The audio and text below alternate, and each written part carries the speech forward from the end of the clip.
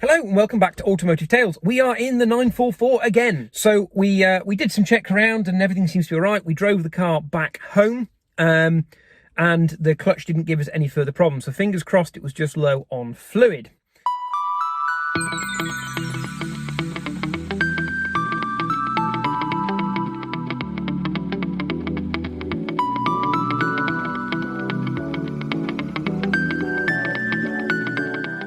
So one of the first jobs I want to tackle on this 944, purely because it's aesthetic, I can see it while I'm driving and it should be dead easy to do, is the little clock on here. So they come with this lovely little digital clock, but as you can probably make out, the screen is absolutely kaput. Now this is a common problem, and actually you can just replace the little LCD screen. But first, you've got to unbury the clock from behind this trim panel, which I think there's a screw behind here. And there's a little screw just in there. I'm not entirely sure what that's for. Hopefully this panel comes off. This comes out and there's a proper repair part with a full set of instructions from a few different places online. So I've got one of those. It has arrived. So today I'm going to try and get this fascia off, get the clock out and see if we can replace just that little LCD and fix that annoying little fault. Right. I mean, it's literally the least important job on the car, but it annoys me while I'm driving. Ignore this. It's really bloody hot today and my new sunshade for the windscreen hasn't arrived, so this is my attempt to try and keep some of the heat out of the car. The dashboard is already cracked up here. I don't want it to get any worse. So yeah, needs must. Right, let's get this panel out. Okay, as you can see, we've got this dash strip out and we've got the clock out of the dashboard. There are some great YouTube videos on how to do this, but as a very quick run through, the first thing you need to do is very carefully prise the panel off here, which means taking the two switch covers here off, which you can see I've just got laid out on the driver's seat.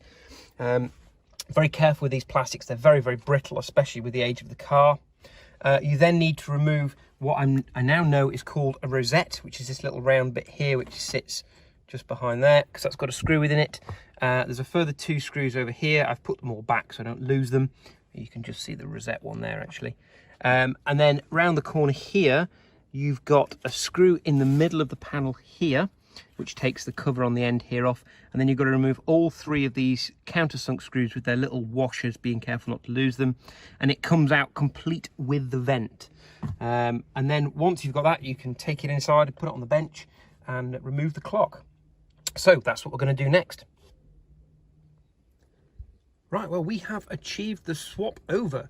So essentially on the back of this plate that comes off the dashboard, there's two screws down here that come out. In fact, you can just see one of them there. With little washers, make sure you don't lose those washers.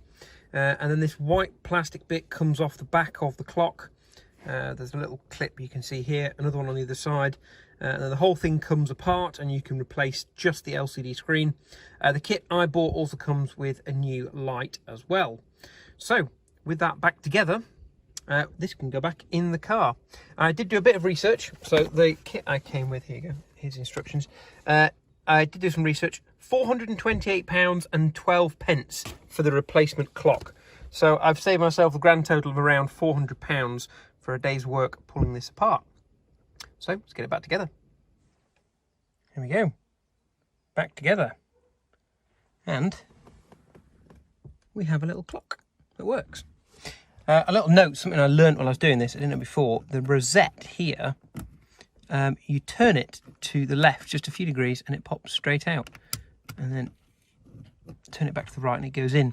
So, and obviously looks like somebody's tried to prise this out with a screwdriver in the past when it is literally as simple as turning it. This is very important because I've discovered these are about £15 just for that little piece of plastic. And the other piece of plastic here, which has got, by the looks of things, a little bit of something like blue tack or something behind it.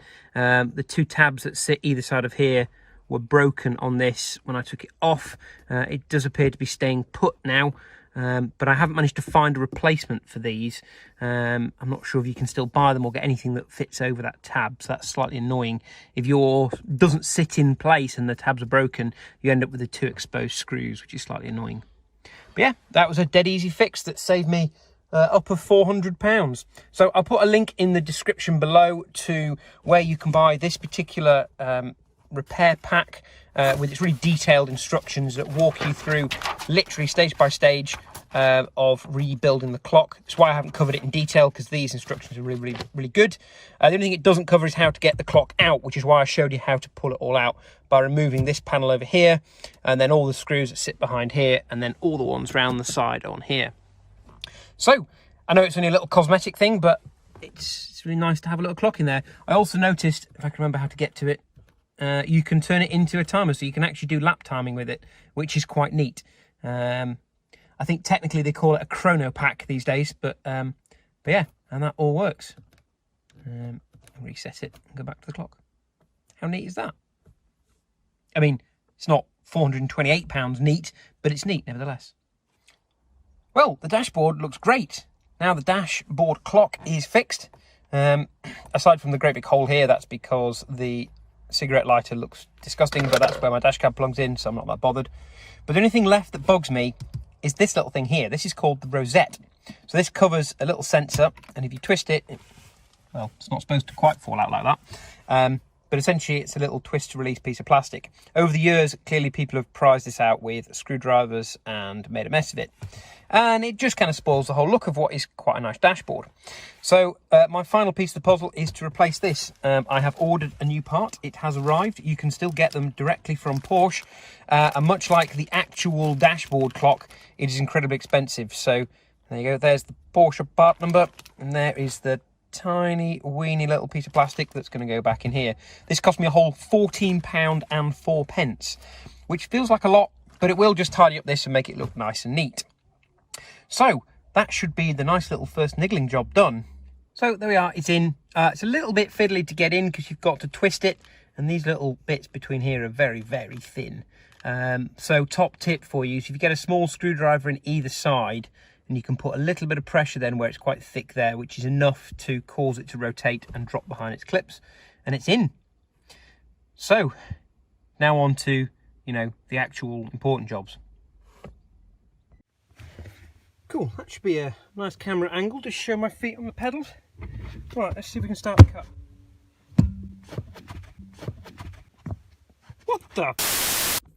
Right, well, we successfully fixed the dashboard clock and found a new problem. So I guess you'll be joining me next time while I figure out what the hell is going on with the clutch. So yeah, I'm sure that's going to be cheap. So yeah, see you next time. Don't forget to like, share and subscribe. And if you feel sorry for my bank balance like I do, then, you know, Patreon stuff below and help support the channel, because I suspect this car is going to test my wallet's patience. So until next time, bye for now.